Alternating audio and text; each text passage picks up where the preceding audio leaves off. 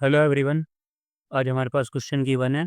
Find the value of x if 6 power x plus 9 power x equal to 2 power 2 x plus 1 है। तो इस type के question में हमें बोथ साइड एक साथ लेके चलनी होती हैं। तो 6 power x plus 9 power x equal to 2 power 2 x plus 1 और इसको सोल्व करने के बाद एक्स की वैल्यू फाइंड करनी है। तो हम यहाँ पे देख रहे हैं 2 पावर 2 एक्स प्लस 1। हमारे पास फॉर्मूला होता है ए पावर एम प्लस एन, जिसको हम लिखते हैं ए पावर एम इंटू ए पावर एन। तो अगर ये है 2 पावर 2 एक्स प्लस 1, इसको हम लिख सकते हैं 2 पावर 2 एक्स इंटू 2 पावर 1।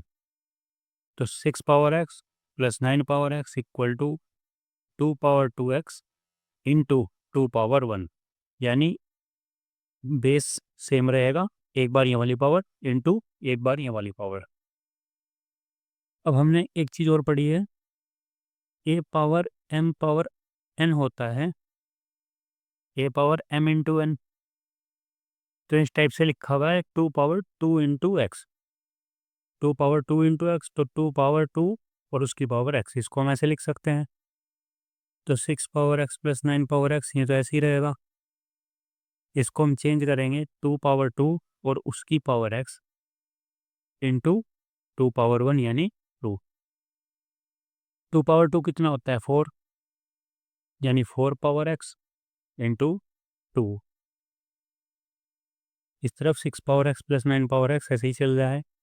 अब हम बोथ साइड 4 पावर एक्स से अगर डिवाइड कर दें तो 6 power x upon 4 power x हो जाएगा, plus 9 power x upon 4 power x हो जाएगा, equal to 4 power x into 2 upon 4 power x. तो इससे और इससे कैंसिल हो जाएगा और इस तरफ बचेगा 6/4 पावर एक्स, क्योंकि अगर इसकी भी पावर यही है इसकी भी पावर यही है तो इसकी होल पावर में लिख सकते हैं, plus 9/4 power whole x equal to 2 बचा, इससे कैंसिल हो गया तो 2 बचा। तो 6/4 को हम लिख सकते हैं 3/2, 2 से कैंसिल करेंगे तो 3/2 पावर एक्स प्लस 9 होता है 3 पावर 2 और 4 होता है 2 पावर 2, एक्स इक्वल टू 2। 3 की भी पावर 2 है, 2 की भी पावर 2 है, तो पूरे की पावर 2 कर सकते हैं। और पूरे की पावर में पहले से एक्स है तो पूरे की पावर 2 पावर एक्स, 2x हो जाएगी। 3/2 power x plus 3/2 power x, power पहले से ही है और 2 पावर ये हो गई होल पावर 2, तो 2x हो गई पावर इक्वल टू 2। अब अगर हम इस 3/2 पावर एक्स को कुछ अलग वेरिएबल एज्यूम कर लें, 3 power 2x equal to Y अगर हमने लेट कर लिया तो ये इक्वेशन बन जाएगी y, इसको हमने y एज्यूम किया है, ये वाई स्क्वायर हो गया, क्योंकि ये है 3/2 पावर x और उसकी पावर 2 हम इसको लिख सकते हैं, तो ये वाई स्क्वायर हो गया इक्वल टू 2। रीअरेंज करेंगे तो वाई स्क्वायर प्लस वाई, इसको इस तरफ शिफ्ट कर दिया, -2 इक्वल टू 0। हमारे पास एक क्वाड्रेटिक इक्वेशन आई वाई में, यानी यहाँ से हमें वाई की 2 वैल्यूज़ मिलेंगी। तो हमें यहाँ पे 2 के ऐसे पार्ट करने हैं जिनको अगर हम डिफरेंस निकालते हैं उनका तो वो 1 आना चाहिए। तो ऐसे 2 और 1 होंगे, अगर मल्टीप्लाई करेंगे तो 2 आएगा, और अगर इनका डिफरेंस निकाल लेंगे तो 1 आएगा, यानी y square plus 2 minus 1y minus 2 equal to 0, y square plus 2y minus y minus 2 equal to 0। इन दोनों में से y कॉमन आ सकता है, यहाँ पे सिर्फ y बचेगा, यहाँ से y कॉमन चला गया तो 2 बचेगा। इन दोनों में से अगर -1 कॉमन कर देंगे तो दोनों पॉजिटिव हो जाएंगे, y प्लस 2 इक्वल टू 0।